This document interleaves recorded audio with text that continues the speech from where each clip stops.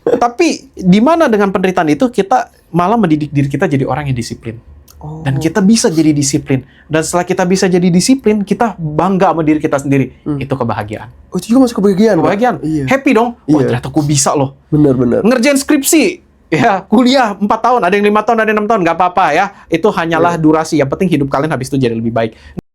Kuliah capek, skripsi capek, pengen nyerah, tapi saya nggak mau menyerah. Saya merangkul penderitaan itu. Saya jadikan diri saya orang yang pantang menyerah, kerja keras, disiplin. Berhasil pas wisuda. Happy nggak?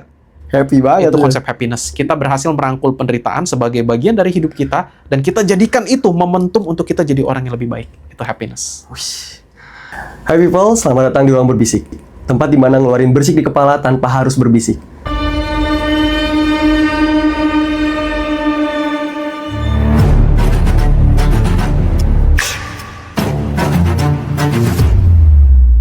Di Ruang Berbisik kita percaya bahwa setiap orang punya cerita, setiap perjuangan itu adalah wajar, dan kesehatan mental adalah hak semua orang. So, jadi tarik napas dalam-dalam, buat diri kalian nyaman. Oke. Episode kali ini tuh sangat spesial karena kita akan ngebahas tentang yang menurut kita tuh kayak simple tapi sangat powerful, yaitu psikologi positif. Tapi bukan kayak toxic positivity ya, yang dimana kita tuh akan ngomong semua itu akan baik-baik saja, tapi berdasarkan ilmu pengetahuan yang mungkin akan menambah wawasan kita sebagai orang awam. Oleh karena itu, saya akan mengundang narasumber saya yang sangat berfokus di bidang tersebut. Selamat datang Pak Garvin. Halo semuanya. Halo juga host kita. Iya, nih, aduh, terima kasih banyak nih Pak Garvin udah nyempetin waktunya buat hadir di Ruang Berbisik nih sekarang. Jadi kayak Pak Garvin, sebelum kita masuk ke topik yang lebih dalam lagi, izinkan saya menggali lebih dalam tentang Pak Garvin. Pak Garvin ini kalau nggak salah tuh kelahiran Jakarta 1991 ya Pak ya? Betul. Berarti usia Bapak ini masih 34 tahun. Yes. Berarti. Itu usia yang sangat muda ya Pak ya, untuk pencapaian-pencapaian yang Bapak udah dapat nih Pak. Nah itu Bapak, apa sih Pak motivasi Bapak atau dorongan Bapak untuk terjun ke dunia psikolog tuh? Kayak, nah ini nih jalan yang harus gua tempuh tuh di dunia psikolog gitu. Oke, dunia psikologi. Ini sebenarnya sih agak konyol sih ya. Jadi saya dari SMP SMA itu saya gelutinnya IT. Jadi itu masih tahun 2000-an awal, itu jarang ada orang punya PC di rumah. Ada sih, tapi harus anak orang kaya. Kalau saya karena kebetulan tante saya mahasiswi IT atau SI gitu. Jadi di rumah ada PC. Jadi kalau liburan sekolah saya utak-atik PC. Jadi iya, personal komputer masih zaman Pentium 4. Jadi waktu itu saya belajar HTML otodidak, beli buku di toko buku di mall yang gede itu. Ya, jadi saya suka beli buku, saya praktekin di rumah. Jadi saya pengen IT banget tuh. Lucunya pas kelas 12, kelas 3 SMA, itu saya sama teman-teman lagi suka baca komik Detektif Conan. Detektif Conan. Ya, Kindaichi, Conan, dan semacamnya lah. Oh, kayaknya psikologi seru ya. Jadi keputusan saya berubah karena sebuah buku komik. Gara-gara komik? Dan itu terjadi kayak di detik-detik terakhir mau daftar kuliah aja. Kayak, IT kayaknya enggak deh, kayak lebih seru psikologi nih. Oh, bisa kayak gitu ya? Bisa ada tarikan insight kayak gitu ya? Dan ngedaftar kuliah psikologi diterima. Ya udah. Jadi orang tua saya juga kaget karena dari kecil orang tua kan dari kecil lihatnya nih anak doyannya IT nih, kenapa psikologi? Nah itu kira-kira. Bisa kayak gitu ya, Pak? Dari komik langsung pindah nih, dari IT langsung ke psikolog ya, Pak? Keren banget sih kayak anak SMA kan. Iya, anak SMA ya. Saya waktu pas SMA mau jadi apa ya dulu ya? Masih bingung gak tuh pas kelas 12 tuh. Oh iya Pak, kalau misalkan lihat dari perjalanan karir Bapak nih, Bapak nih 2013 kalau nggak salah tuh jadi HR di salah satu perusahaan ya Pak? Betul, saya pernah kerja jadi HR. Terus lanjut lagi ke magister nih. Ya. Nah itu tuh Pak, kan kadang kalau misalkan kita nih udah mulai kerja, kita tuh udah fokus, udah malas buat kuliah lah, udah malas buat ketemu dosen terutama ya, udah malas skripsian kayak gitu ya. Terus itu tuh apa sih Pak dorongan Bapak untuk masuk terjun ke dunia akademisi lagi Pak? Oke.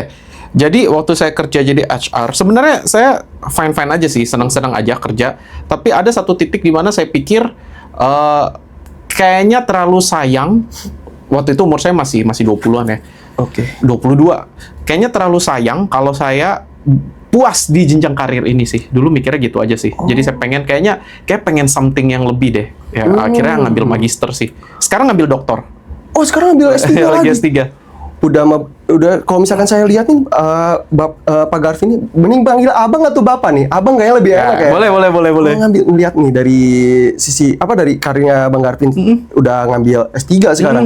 Terus aktif di YouTube channelnya juga, terus Oh, iya, aktif iya, buat iya. ngisi-ngisi, buat jadi narasumber ya, Bang. Kayak ini kalau dilihatnya Bang Arfi ini kayak orang yang nggak bisa nganggur dikit nih kayaknya. Nah. Harus ada kegiatan gitu ya, Bang ya. Iya, iya, iya. Nah, kalau boleh tahu nih, Bang, motivasi Abang nih untuk jadi psikolog tuh apa sih, Bang? Oke. Jadi ini yang waktu saya udah SMA 3 ya kan akhirnya pilih psikologi ya. Itu insight saya adalah selain karena baca komik ya. Jadi insight saya itu gini, kalau IT saya cuma bisa saya sangat suka dengan IT ya. Maksudnya masih wow tuh apalagi perkembangan AI dan data science sekarang ya. Tapi waktu itu namanya juga anak SMA. Jadi ini jangan dilihat hitam putih ya, tapi bagaimana seorang anak SMA mikir ya. Gua kayaknya lebih seru kalau bisa ngeprogramnya bukan ngeprogram mesin, tapi ngeprogram otak manusia. Ingat ini anak SMA ya, ini anak SMA. Dan jangan apa, ini bukan berarti kerenan psikologi daripada IT ya. Tapi saya masih sampai sekarang masih takjub sama IT sih. Sebenarnya dalam hati kecil, wah coba kalau sekarang IT nih momennya pas banget nih AI sama data science ya. Cuma anyway, ya jadi ya seru juga nih ngeprogram otak manusia, pikiran manusia itu sebenarnya. Tapi kalau arahnya sekarang adalah jadi saya baru sadar juga ini setelah saya umur 30-an bahwa panggilan hati saya itu jadi ada seseorang yang ditakdirkan. Janganlah ya. Kayak takdir itu maksudnya spiritual banget. Saya nggak berani. Ada orang yang memang panggilan hatinya misalnya. Ada orang panggilan hatinya itu untuk entrepreneurship. Ya, ada orang panggilan hatinya itu dia itu untuk serve, jadi employee dan gak ada yang salah ya. Betul. Itu karir yang duit paling pasti. Nah, saya lihat saya itu panggilan hatinya itu bukan di entrepreneur, bukan di dagang, bukan di bisnis, bukan di melayani orang as employee, tapi saya pikir saya itu edukasi. Jadi saya itu suka banget ketika pemikiran saya itu bisa dituangkan dalam bentuk buku, makanya saya nulis buku, dalam bentuk video, makanya ada YouTube ya, dalam bentuk apapun. Nah itu sih. Dan itu kan psikologi banget ya. Gitu. Tadi ngebahas soal buku nih. Kalau nggak salah nih Pak Garfi ini ngebahas buku psikologi positif ya, Pak ya.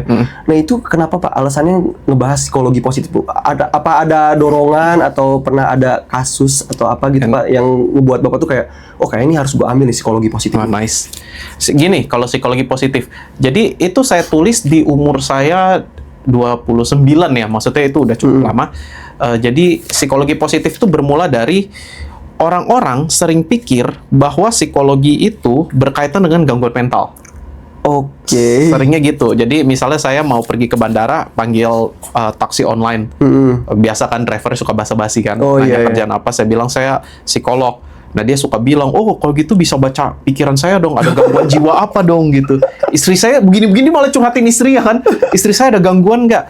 Dan itu sering terjadi beberapa orang. Kayak misalnya sepupu saya ngenalin saya ke calon istri dia. Karena pasti tanya kerjaan apa dong. Psikolog ya. Aduh, kemarin nggak bisa tidur gimana nih gitu. Ya jadi kok kenapa jadi kesannya belajar psikologi itu harus gangguan mental? Nah, ada satu bidang psikologi yang memang fokusnya ke psikologi untuk orang yang sehat mental. Itu namanya psikologi positif.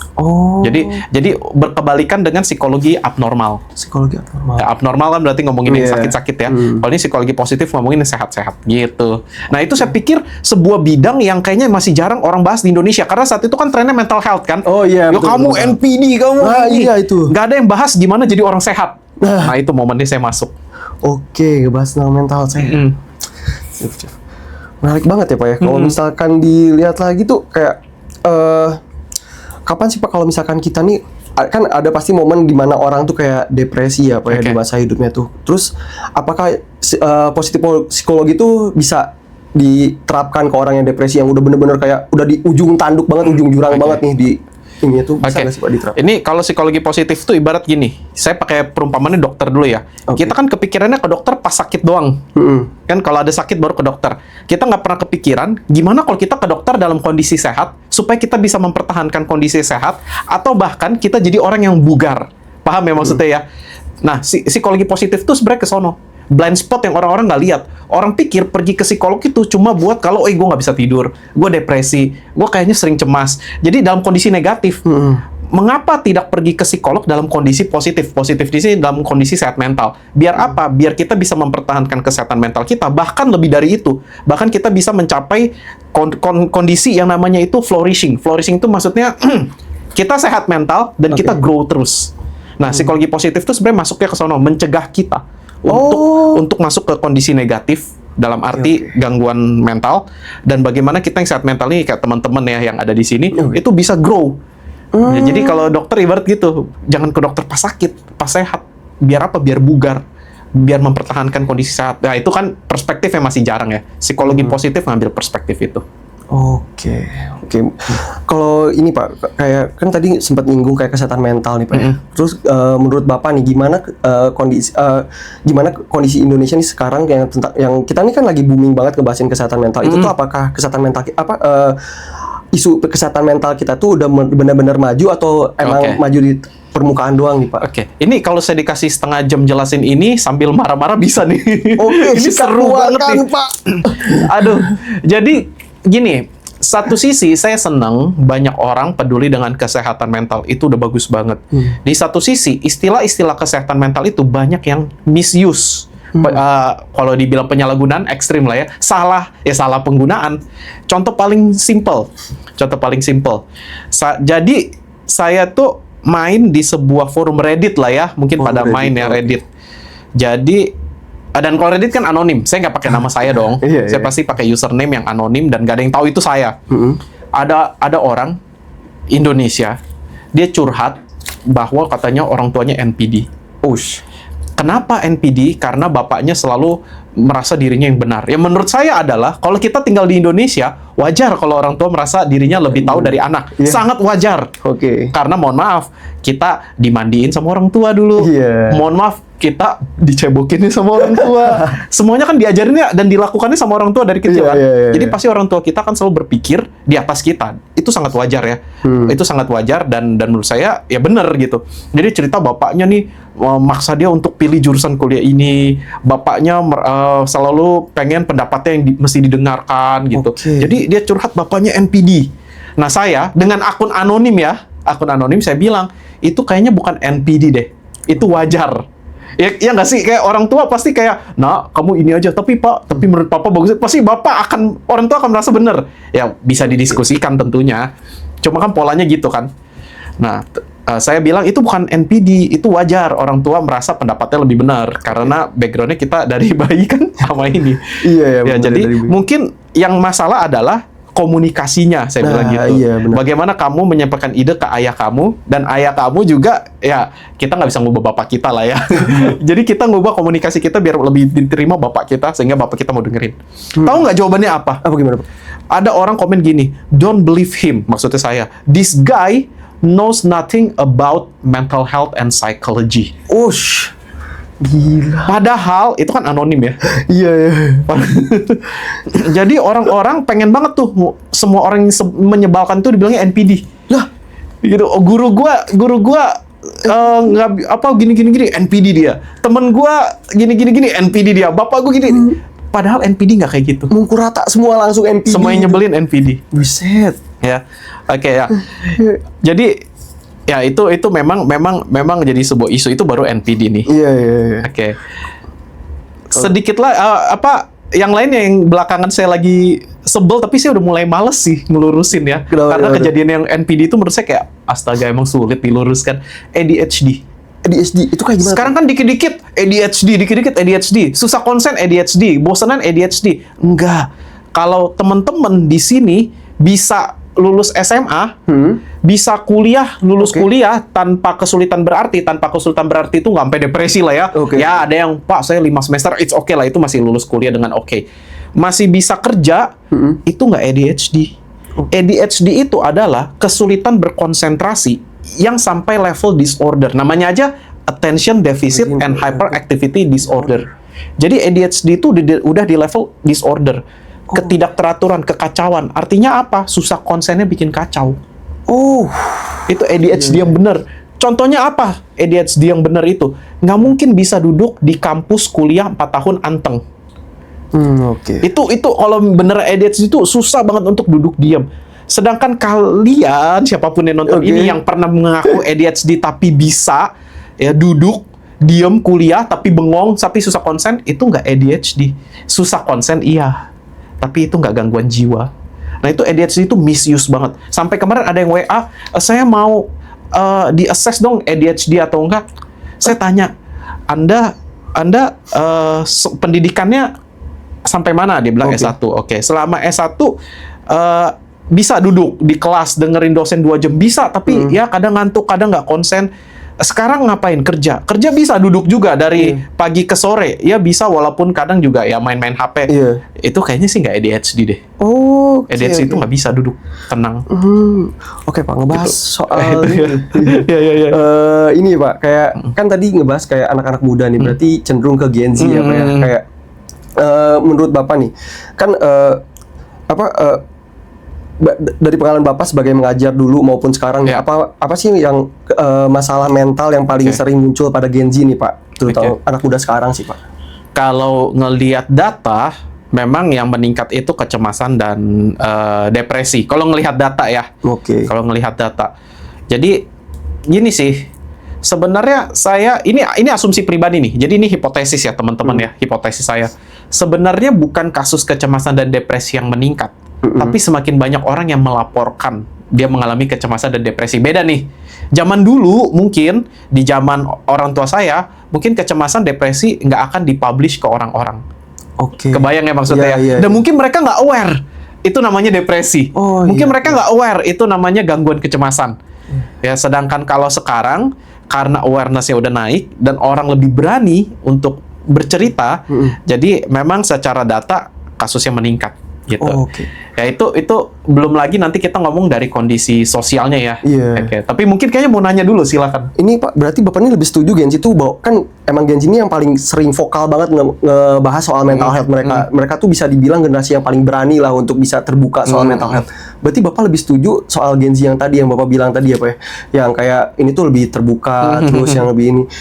Nah, kalau misalkan yang Bapak lihat dari Gen Z itu lebih rapuh atau gimana tuh Pak? Nah ini menarik ya. Jadi gini, kan banyak yang bilang ini generasi yang atas nih, bilang Gen Z itu manja lah, lembek lah, apalah ya. Itu tuh. Saya sih ngelihatnya dari perspektif yang berbeda. Simpelnya gini, kan ada 3 generasi nih saat ini yang aktif ya. Ada Gen Alpha tapi kan masih sekolah. Kita nggak bahas dulu ya. Boomers di atasnya saya, milenial yaitu saya, dan Gen Z kan. Itu ibaratnya gini loh, kalau sekolah, ibaratnya sekolah, pasti kakak kelas selalu bilang adik kelasnya, cemen lu, dulu kita lebih keras gitu. Iya, dulu kita lebih keras. Sekarang kalian gini aja nggak bisa. Itu sama sebenarnya antara milenial, boomers, milenial, Gen Z. Boomers dulu juga sering jelek-jelekin milenial. Maksudnya bukan jelek-jelekin gini, bukan jelek-jelekin niat buruk ya, maksudnya mengeluhkan tentang milenial, tentang kami.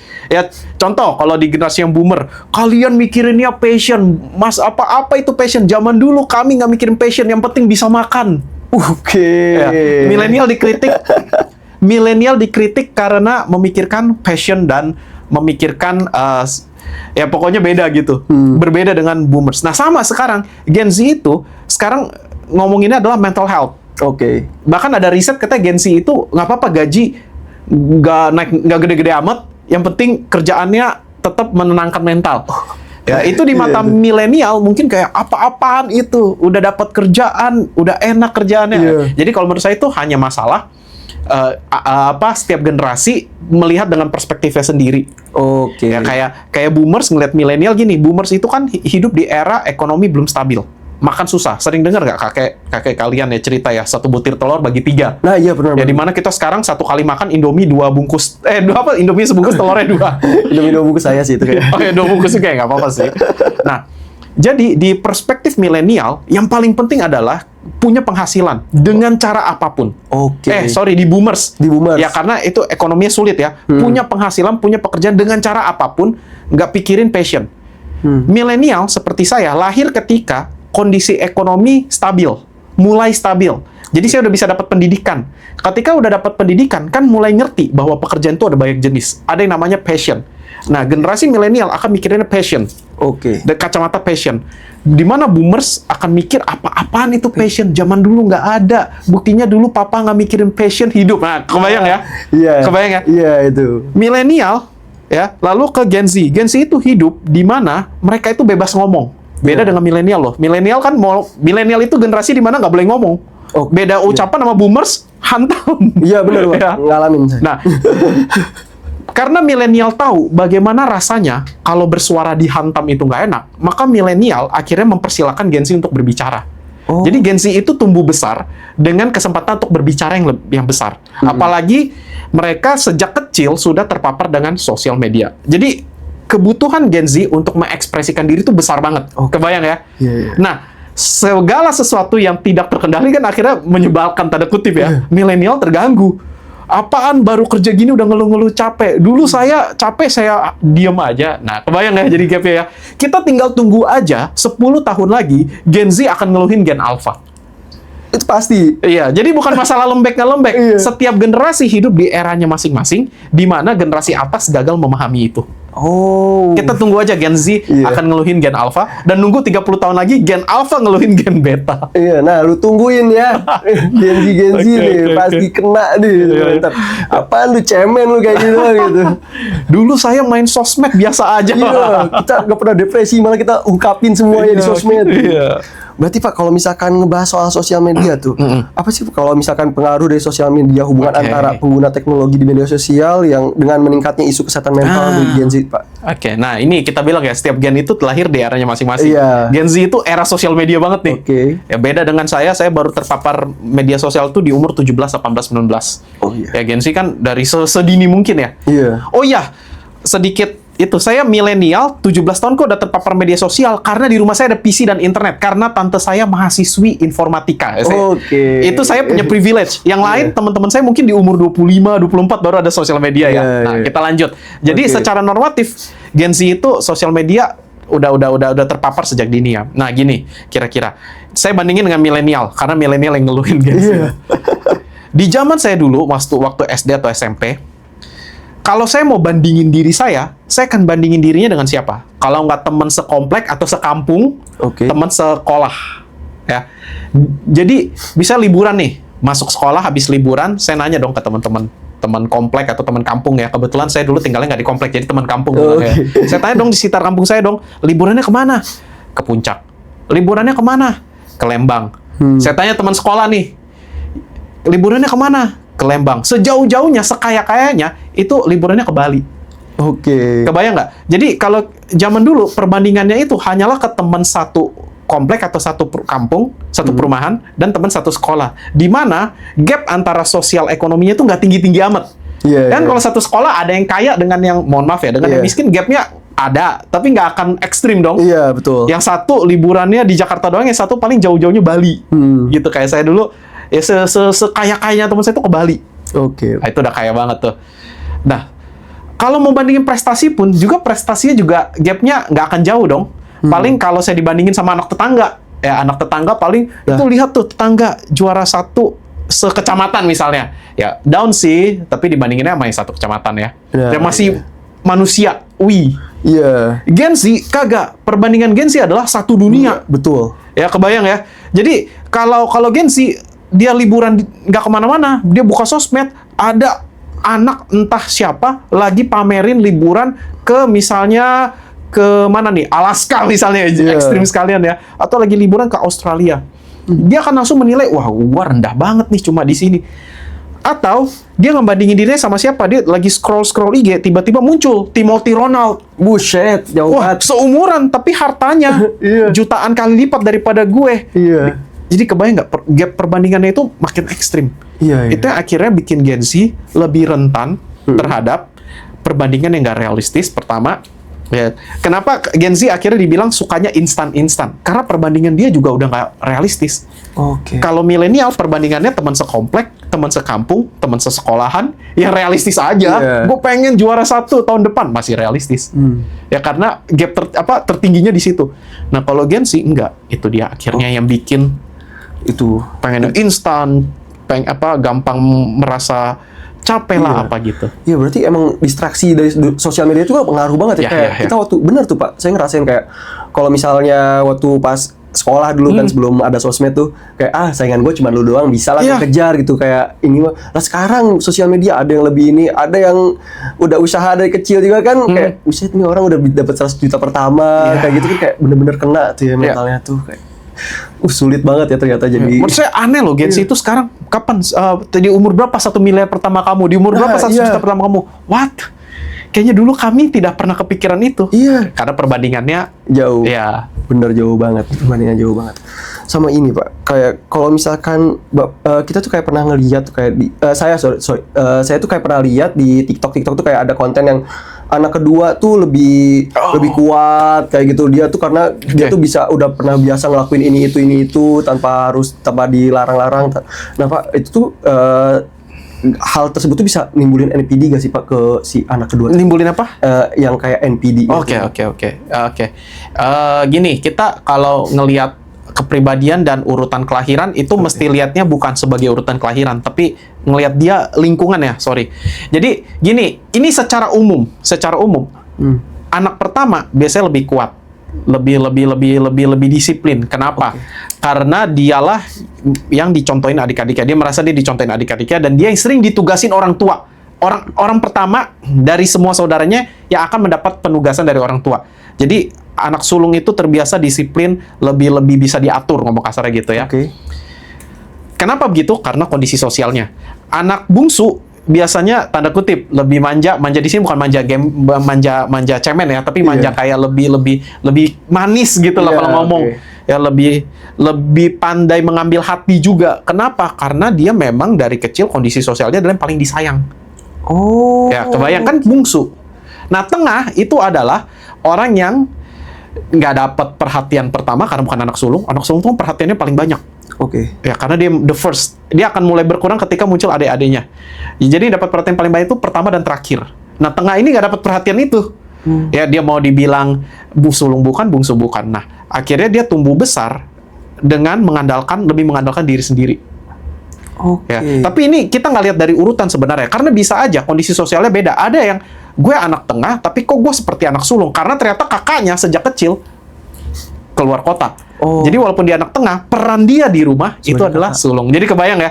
Jadi sebenarnya ngelihatnya jangan lihat dari urutannya, tapi ngelihat bagaimana perannya. Nah, kita lanjut. Yang tadi diceritakan ya, bisa nggak jadi NPD? Jadi NPD itu nggak segampang itu sebenarnya. NPD itu populasinya kecil banget. Saya lupa persisnya berapa, tapi nggak nyampe, seingat saya nggak nyampe 10 atau 20%. Ya, bedakan NPD dengan narsis sebagai sifat ya.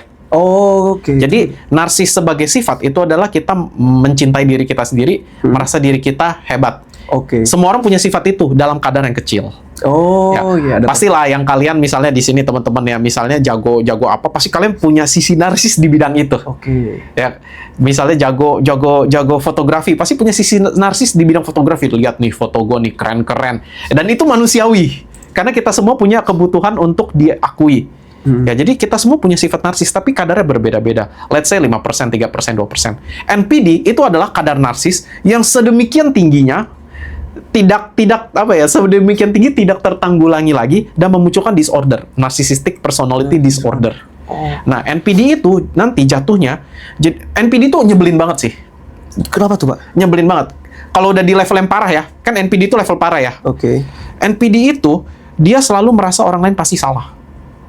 Pendapat dia pasti benar. Kalaupun dia tahu pendapat dia salah, dia akan tetap berpikir dia salah karena kalian yang salah. Kebayang nggak? Jadi tetap gue lagi yang benar. Itu NPD. Itu narsis yang di level disorder. Nah, itu sebenarnya sangat sedikit orang yang kayak gitu. Ada, tapi dikit. Ya, mostly yang kita temui sebenarnya orang narsis. Punya sifat narsis, di mana kita semua punya. Di bidang tertentu doang. Kalau NPD itu semua bidang dia udah narsis tuh. Apapun pasti dia yang paling benar. Nah, kalau kita yang sehat mental, kita punya kadarnya kecil lah, di bawah 5% lah, gitu. Dan hanya di satu bidang aja. Ya, kayak saya karena penulis buku, mungkin saya narsisnya di buku nih. Nih, lihat nih buku gue nih, keren nih ya. Tapi di bidang lain saya nggak narsis. Kebayang ya? Nah, apakah anak tengah bisa NPD? Kecil kemungkinan sih. Kecil kemungkinan. Gitu. Nah, iya Pak, soal ngebahas NPD Pak, itu gimana sih cara kita buat tahu kalau misalkan kita nih NPD atau enggak gitu Pak? Ngelihat orang NPD atau enggak ya, atau kitanya NPD atau enggak ya. Gini, NPD itu ciri khas yang pertama, itu dia tidak bisa disalahkan. Dia nggak mau disalahin, merasa selalu paling benar. Ada bukti dia salah pun, dia tetap merasa benar. Jadi kalau teman-teman ngerasa diri sendiri gitu, itu saya nih kayaknya. Ya, jadi dia selalu merasa dirinya benar. Kedua, NPD itu sebenarnya punya apa ya kita bilangnya ya, self esteem atau Self-esteem. harga diri. Tapi kalau harga diri terlalu itu penilaian diri, nah lebih tepat ya, Oke. penilaian diri yang rapuh sebenarnya. Jadi orang NPD itu gampang sekali merasa dirinya nggak berharga.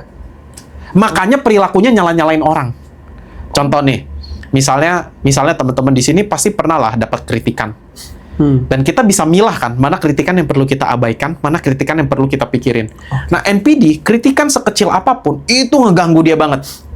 Makanya dia harus nyalahin orang, agar dia bisa merasa bahwa kritikan itu nggak penting. Kebayang ya? Nah, itu NPD. Jadi NPD itu sangat sensitif. Dengan sedikit saja dikritik, dan dia pelariannya adalah dengan merasa dirinya paling benar dan nyalahin orang lain. Oke. Itu NPD. Siapapun itu, nggak ada yang bisa bilang dia salah. Jadi semua kritikan itu akan diserang balik, dan dia itu selalu paling benar. Dan juga tipe yang mencari perhatian juga. Repot juga ya, Pak? Iya. Repot banget, Repot. Jadi kalau ketemu orang NPD itu pasti nyadar kita. Nyebelin banget. Oh iya. Nyebelin banget dan rata ya, semua orang bilangnya nyebelin ya. Oke. Gitu. Terus ada gak sih Pak kayak cara kita buat kayak kita udah ketemu sama orang NPD nih. Kalau kita ngebahas yang NPD ya, Pak. Kita udah ketemu sama orang NPD. Terus kita apa sih yang harus kita pertama barrier buat diri kita sendiri gitu biar kayak gak kebawa emosi lu kayak gitu. Ini pertanyaan yang sangat bagus. Apa yang harus dilakukan ketika ketemu orang NPD ya? Gini, kalau ketemu orang NPD jangan pernah ladenin dia. Oke. Jangan pernah ladenin. Semakin kita nggak ladenin dia, semakin dia putus asa. Karena NPD itu selalu merasa dirinya benar dan dia manipulatif. Dia akan memanipulasi kenyataan agar dia benar, orang lain selalu salah. Iya, betul. Nah, dengan kita nggak mau ladenin dia nggak punya kesempatan untuk memanipulasi. Itu bikin dia frustrasi. Oh. Jadi kalau beneran ketemu orang NPD nih, orang NPD itu biasa akan nyalain kita kan. Kita abaikan aja. Kita abaikan aja, dasar nih Garvin gini. Oh gitu ya, pergi aja. Dia frustrasi. Dia akan mencoba lagi untuk semakin memanipulasi agar bisa nyalahin kita, jelek-jelekin kita. Abaikan aja. Dia akan semakin frustrasi dan lama-kelamaan ya sebenarnya agak jahat juga ya orang NPD ini menderita kalau dia nggak diladenin. Iya, betul. Ya, dan ya bukannya kita bermaksud jahat ya, tapi kalau kita ladenin dia makin senang dan akan semakin memanipulasi. Kita masuk ke dalam jebakan dia karena orang NPD jago bikin jebakan. Oke. Jadi abaikan aja. Ya kita punya banyak teman yang lain. Kenapa kita nggak main sama teman yang wajar-wajar aja gitu? Ada solusi nggak nih Pak? Kalau misalkan kita nih sebagai penonton atau mungkin teman-teman yang lain kayak udah ngerasa, wah nih jangan-jangan gue NPD nih atau gimana gitu. Itu ada solusinya nggak Pak buat pencegahannya atau atau masih bisa disembuhkan nggak sih NPD tersebut Pak? Kalau teman-teman merasa teman-teman punya NPD, bisa pergi ke profesional, psikolog atau psikiater. Ya, jadi psikolog dan psikiater itu punya tools untuk mengecek kesehatan mental. Jadi bisa. Ngecek kepribadian juga bisa. Ya. Jadi gitu sih, paling gampang. Jangan pernah self-diagnose. Nah, iya benar. Jangan pernah. Ya kan kayak sekarang tuh lagi bikin booming. Aduh, gua sakit sedikit nih. Udah tanya AI, tanya Google gitu kan. Malah kadang kayak ke distract kita tuh kayak, wah, nih jangan-jangan gua bener nih, jangan-jangan kayak harus gimana gua kayak gitu. Tapi itu Pak, kalau misalkan untuk sembuhnya ya, penderita NPD itu lama nggak sih jangka waktunya? Nah, gini, karena orang NPD itu kan nggak bisa disalahin. Orang NPD itu hampir tidak bisa dibawa ke psikolog atau ke psikiater. Oh, sampai nggak bisa kayak gitu? Gimana caranya kalau dia merasa selalu benar? Misalnya kita punya teman yang selalu benar nih, ke psikolog dulu yuk. Ngapain? Jangan psikolognya yang salah nih. Psikolognya aja yang kurang ahli nih. Dia aja gagal memahami diri gue. Akan digituin sama orang NPD, dia kan jago manipulasi. Jadi karena sangat sedikit orang NPD yang berhasil dibawa ke psikolog, data-data tentang statistik orang NPD, data tentang terapi yang paling tepat untuk orang NPD itu masih sedikit. Ya, tapi apakah bisa disembuhkan? Bisa. Segala permasalahan psikologis itu bisa ditangani. Saya nggak berani bilang 100% pulih ya, tapi pasti ada penanganannya. Gitu. Oke, ngebahas soal berarti tadi tuh ada relationship juga ya Pak ya? Yes. Nah, kalau misalkan positive relationship tuh dalam psikologi positif tuh kayak gimana sih Pak? Wah, ini menarik ya. Gini, kalau ngomongin positive relationship ya, hubungan yang sehat. Ini dalam konteks apa nih? Teman, pasangan? General aja deh Pak. General dulu ya. Komunikasi. Komunikasi. Selalu komunikasi. Gini, kita senang dengan teman bukan karena temannya pintar sebenarnya. Kita senang dengan teman karena komunikasinya enak. Kita senang karena nyaman. Nah, Ya, jadi Misalnya ada yang bilang, kenapa lu, nah ini konteksnya saya spesifikin, kenapa lu nyaman sama dia? Karena dia pintar. Enggak, sebenarnya bukan karena pintarnya. Karena orang ini mampu berkomunikasi dengan baik sehingga menimbulkan kesan nyaman. Pintar itu bonus. Karena ada juga pintar yang nyebelin kan? Iya, banyak banget Ya. Orang yang bilang, gua nyaman sama dia karena dia pintar. Tapi di satu sisi dia juga pernah sebel sama orang pintar. Berarti bukan pintar faktornya. Komunikasi. Jadi komunikasinya Komunikasi, ya, Pak, ya? apapun itu. Apapun itu, mau dia pinter, dia nggak pinter, dia kaya, dia biasa aja, kalau dia jago bikin orang lain nyaman, dia jago komunikasi, Oke. itu hubungannya bagus. Oh, jadi semua itu kayak soal komunikasi aja Ya. gitu ya. Meskipun itu dari positif psikologi pun tetap komunikasi yang paling penting ya, Pak. Komunikasi. Ya, termasuk dalam hubungan asmara juga ya. Berpisah, asmara, pernikahan, Iya, betul, romantis betul. gitu. Kenapa berpisah? Apakah karena orang putus karena finansial? Enggak juga. Ada juga yang, mohon maaf, cowoknya secara finansial nggak bagus, tapi yang cewek finansialnya bisa backup. Berarti kan Iya. bukan finansial masalahnya. Iya, iya. Masalahnya adalah udah finansialnya jelek, komunikasinya jelek. Suka, mohon maaf ya, udah finansialnya jelek, suka nabokin istri misalnya, suka Iya, KDRT mabok. ya. Nah, itu jadi bukan masalah finansialnya sebenarnya, isu komunikasi. Cuma memang yang terbungkus dalam konsep finansial. Apapun itu sih, komunikasi semuanya masalahnya. Jadi kalau Iya. relationship itu key-nya adalah komunikasi. Bener banget, Pak. Itu komunikasi itu penting banget. Apalagi kalau misalkan ada salah paham dikit nih sama ceweknya kayak, aduh, aku mau pergi main-main sama siapa? Banyak banget di chatnya biasanya kan, chat berantai nih. Padahal tinggal dikomunikasikan. Iya, tinggal dikomunikasikan doang ya biasanya kayak gitu. Oke. Oh, Pak Garvin nih. Pak Garvin kalau nggak salah nih sering ngasih pelatihan nih juga, Pak. Iya, Kayak di waktu itu kalau misalkan nggak salah tuh kayak di BI, terus Oh, ke iya. Astra Daihatsu, Iya, terus iya, iya. ke sekolah-sekolah juga tuh, Pak.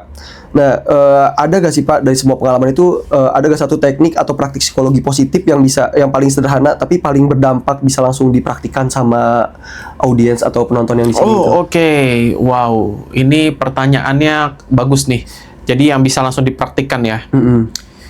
Kalau saya selalu pakainya gini. Kita kalau dalam kondisi-kondisi yang nggak pasti, itu biasa cenderungnya mikir yang jelek-jelek dulu. Oke. Contoh ya, biar kita enak ya. Misalnya kita dapat WA dari siapa nih? Atasan kita. Oke. Ya. Jam 2 nanti telepon saya ya. Itu kan sesuatu yang nggak pasti kan? Iya. Apaan nih? Kita mikir apa dulu? Oh, pasti bikin kesalahan. Iya, bener. Nih bos mau marah-marah nih. Iya. Oh, gue pasti dikasih kerjaan gak enak nih abis ini nih. Karena dia WA kayak gitu. Padahal belum tentu toh. Bisa jadi dia bilang, nanti jam 2 saya telepon ya. Temenin saya Karaoke. ngopi yuk. Karaoke. Iya. Ngopi lah. Iya, ngopi. Temenin saya main golf yuk. Iya. Atau cuma sekedar pengen nanya kayak, gimana progres kerjaannya. Ternyata sesuatu yang baik-baik aja. Iya. Tapi kan yang sering terjadi apa? Kita mikirnya negatifnya dulu. Bener gak sih? Bener. Biasanya kalau ada kondisi yang ambigu ya, kalau yang nggak pasti gitu, kita kan mikir, wah, ini kenapa nih gue dipanggil nih? Kenapa nih gue ditelepon nih? Kenapa nih? Gini. Jadi yang sering saya ajarkan adalah ketika kita ngalamin situasi yang ambigu, kita harus bisa berpikir secara seimbang. Oke. Ada kemungkinan buruk nggak? Ada. Tapi kita mesti bisa menimbang berapa persen. Ada kemungkinan bagusnya juga nggak? Ada. Tapi kita menimbang berapa persen. Nah, kita tinggal lihat. Ya, jadi ketika ada situasi yang ambigu, kita mesti bisa lihat bahwa ini bisa baik, bisa buruk. Jangan overthinking, jangan over optimis. Gitu sih.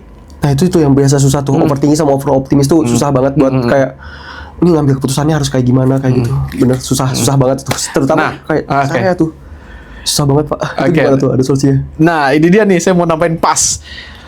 Kadangkala karena kita udah mikirin worst skenario-nya, Oke. ya, dan kita mesti mikirin worst skenario juga loh, bukannya nggak boleh ya. Jadi psikologi positif bukan berpikir positif ya. Oke. Jadi kan, situasi ambigu, pasti ada worst skenario. Itu bukan berarti diabaikan. Psikologi positif nggak ngajarin abaikan itu. Kita cuma ngelihat ada worst skenario, ada bad skenario, ada good skenario, ada best skenario. Oke. Jadi kita nggak fokus di satu skenario.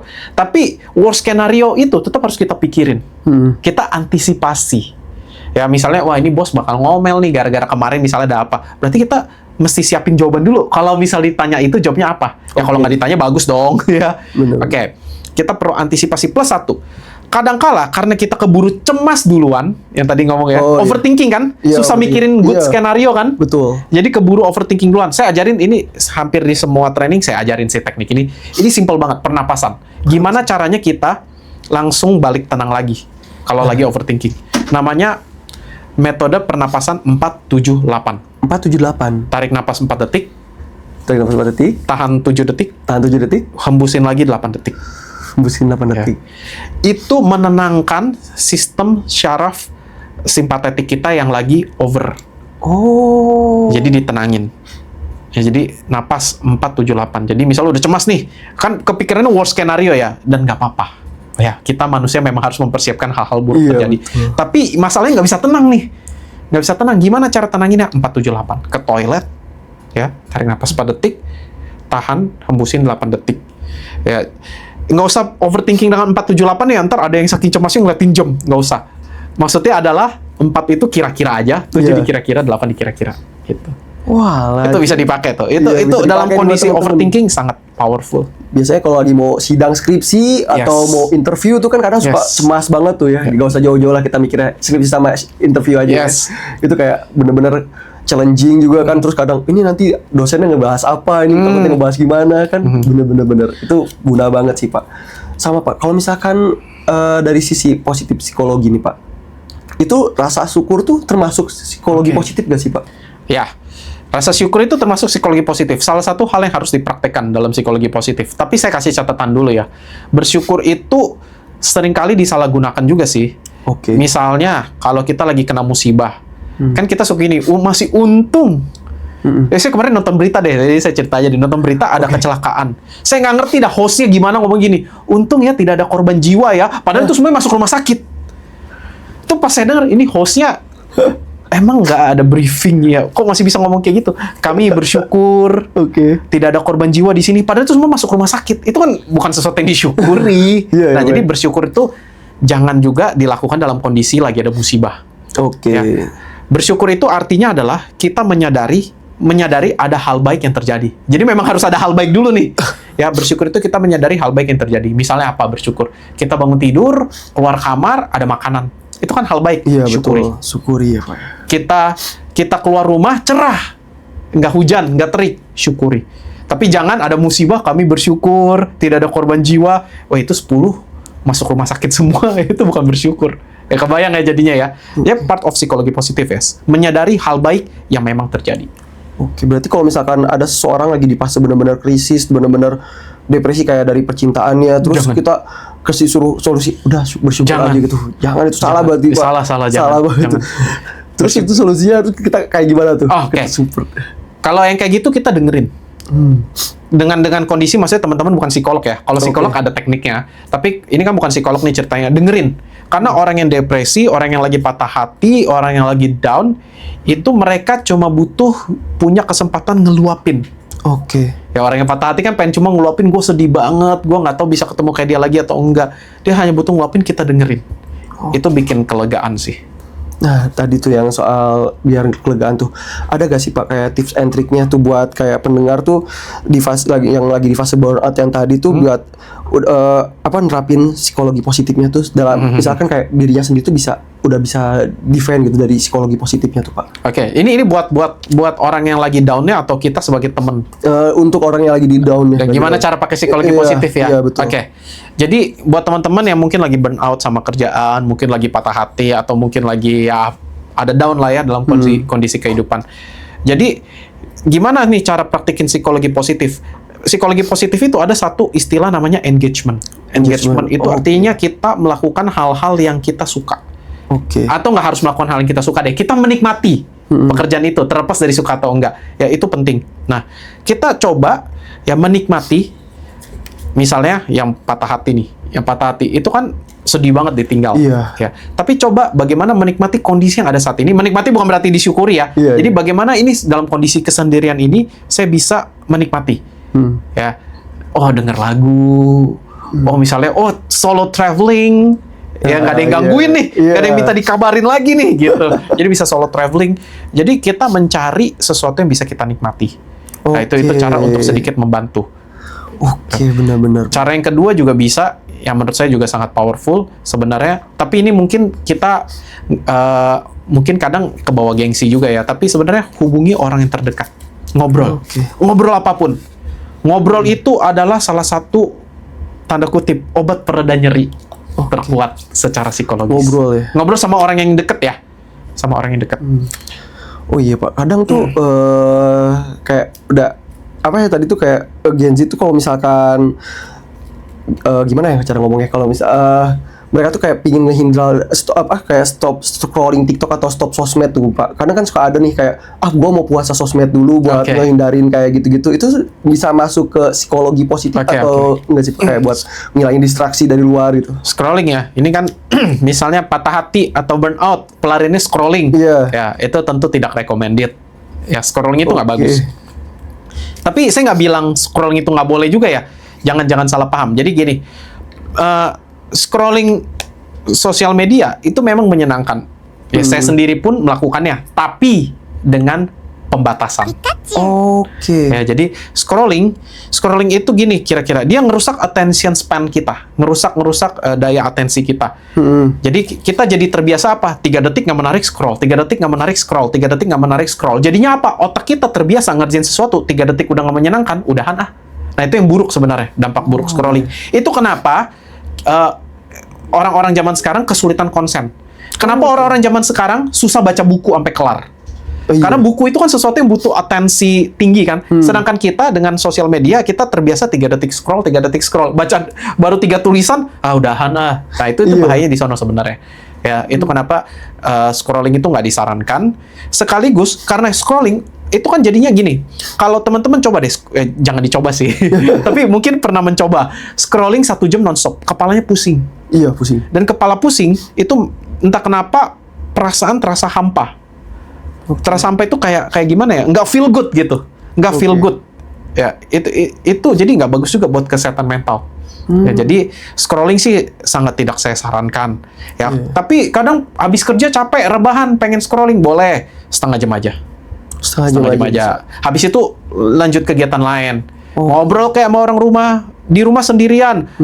Ke coffee shop kayak ketemu sama temen. Bener. Ya, teman-teman lagi sibuk olahraga. Nah, olahraga nggak butuh orang lain kan.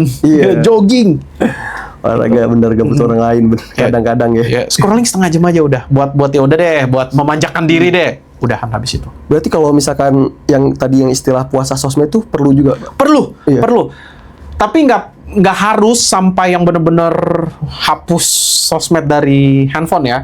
Ya bisa juga tetap ada, tetap buka, hanya cek inbox sehari sekali aja, udah gitu. Iya, kayak buat cari kebahagiaan sendiri aja gitu ya. Ya, atau takut mungkin ada, karena kalau saya nih banyak orang yang kerjaan lewat DM. DM IG, iya. Jadi unik juga nih ya, zaman sekarang Instagram itu buat di DM, halo kak, kami dari sini pengen ngajak kerjasama untuk project ini, lanjut ke WA baru. Jadi saya hanya untuk cek inbox saja. Oh iya Pak Garvin, ini mohon maaf nih Pak, ini mungkin agak sedikit deep ya Pak ya. Kalau menurut Pak Garvin nih, kebahagiaan tuh apa sih Pak? Itu dalam banget kayak nih. Wow. Iya. Saya jelasin pakai teori psikologi dulu biar ilmiah, baru saya jelasin pakai konsep saya ya. Oke, boleh banget Pak Garvin. Kita ngomongin secara ilmiah dulu. Secara ilmiah, kebahagiaan itu ada 2 jenis. Kebahagiaan yang sifatnya hedonik, atau kebahagiaan yang sifatnya eudaimonic. Yang sifatnya hedonik, kebahagiaan itu, jadi ada 2 konsep kebahagiaan di dalam psikologi. Mana yang benar, mana yang salah, itu tergantung masing-masing. Konsep yang pertama, hedonik itu adalah ketika kita merasakan lebih banyak hal-hal baik daripada hal buruk di hidup kita. Itu bahagia. Ya, karena hidup kita semuanya ada penderitaan toh. Ya pastilah ya, kita semua ada kesulitan ya. Tapi ternyata setelah kita evaluasi, secara umum lebih banyak hal yang menyenangkan daripada hal yang tidak menyenangkan dalam hidup. Itulah bahagia. Itu konsep yang pertama. Konsep yang kedua, ya eudaimonic, dia beda lagi. Kalau konsepnya hedonik kan dia pengen cari kesenangan yang banyak untuk mengatasi penderitaan itu kan. Eudaimonic enggak. Eudaimonic itu merangkul penderitaan dalam hidup. Inilah penderitaan, tapi karena dengan penderitaan ini saya jadi berkembang. Jadi konsep kebahagiaan itu adalah dengan segala penderitaan hidup, kita masih bisa ngejalanin hidup, kita masih bisa grow, itulah happy. Contohnya apa penderitaan? Bangun tidur, menderita nggak? Aduh, enakan merem lagi nih, tapi jam 8 harus ngantor. Apalagi kalau hujan. Menderita toh. Tapi di mana dengan penderitaan itu, kita malah mendidik diri kita jadi orang yang disiplin. Dan kita bisa jadi disiplin. Dan setelah kita bisa jadi disiplin, kita bangga sama diri kita sendiri. Itu kebahagiaan. Itu juga masuk kebahagiaan. Happy dong. Wah, ternyata aku bisa loh. Bener. Ngerjain skripsi. Ya, kuliah 4 tahun, ada yang 5 tahun, ada yang 6 tahun, nggak apa-apa ya. Itu hanyalah durasi. Yang penting hidup kalian habis itu jadi lebih baik. Nah, kuliah capek. skripsi capek, pengen nyerah, tapi saya nggak mau menyerah. Saya merangkul penderitaan itu. Saya jadikan diri saya orang yang pantang menyerah, kerja keras, disiplin. Berhasil pas wisuda. Happy nggak? Happy banget. Itu konsep happiness. Kita berhasil merangkul penderitaan sebagai bagian dari hidup kita, dan kita jadikan itu momentum untuk kita jadi orang yang lebih baik. Itu happiness. Wih, bener ini Pak, banyak banget nih percakapan kita hari ini, bener-bener banyak yang positifnya ya Pak ya, banyak insight-insight yang masuk nih. Dan juga mungkin banyak praktik yang bisa langsung dilakuin sama para penonton ya. Dari percakapan kita kali ini mungkin bisa langsung dirangkum aja apa aja nih yang bisa cocok buat kita atau di dunia kita nanti, di dunia kerja terutama ya Pak ya, di dunia kerja atau di kehidupan langsung gitu. Sebelum kita tutup nih Pak Garvin, ada nggak pesan terakhir yang pengen Bapak sampaikan untuk pendengar di Ruang Berbisik, khususnya yang mungkin sedang berjuang Pak, yang lagi struggle gitu? Oke. Ya, pesan untuk teman-teman yang lagi struggle. Saya juga lagi banyak struggle dalam hidup, kan tadi kita udah ngobrol-ngobrol ya. Iya. Ya, saya lagi mau memulai sesuatu gitu. Iya. Gini pesannya. Ingat bahwa segala keputusan kita dalam hidup ada plus ada minusnya. Pasti ada enak, ada nggak enaknya. Keputusan untuk kuliah ada nggak enaknya. Mesti bangun pagi. Mesti mengejar dosen pembimbing. Ya, memilih untuk kerja juga ada penderitanya toh. Iya. Ya, 8 to 5. Ya, macet-macetan gitu. Semua pilihan itu ada konsekuensi positif dan negatifnya. Nah, konsekuensi negatif itu atau penderitaan itu bagaimana kita jadikan sebagai integrasi dalam hidup kita. Kita merangkul penderitaan dalam hidup. Kita sadari, kita rangkul penderitaan itu dalam hidup, dan kita jadikan momentum untuk grow, yang tadi saya bilang kebahagiaan itu. Jadi teman-teman semuanya lagi menderita, penderitaan itu jangan disangkal, diakui, kita rangkul, jadi kita bersahabat dengan penderitaan. I'm okay, nggak apa-apa gue harus menderita macet-macetan setiap hari, nggak apa-apa gue harus bangun pagi pulang sore, tapi itu adalah cara saya untuk jadi individu yang lebih baik. Saya bisa bahagiain keluarga saya. Kelas banget, kelas. Oke, Pak Garvin nih, buat teman-teman semua nih yang mungkin nanti pingin kenal lebih dalam lagi sama Pak Garvin, buat yang kalau misalkan mau ngundang Pak Garvin sebagai narasumber atau pembicara, bisa, saya boleh izin nyantumin sosial media Pak Garvin sama YouTube nanti di deskripsi. Boleh. @Garvin gue ya. Iya, Garvin ya. Oke, bisa di follow, nanti ada di deskripsinya ya teman-teman. Dan juga buat kalian semua yang udah ngedengerin sampai akhir, saya ucapin terima kasih. Semoga kalian dapat insight yang lebih dalam lagi soal psikologi positif, dan mungkin juga bisa langsung menerapkan ya Pak Garvin ya. Oke, mungkin akhir kata terima kasih banyak Pak Garvin. Thank you. Untuk waktunya. Sampai ketemu lagi di Ruang Berbisik.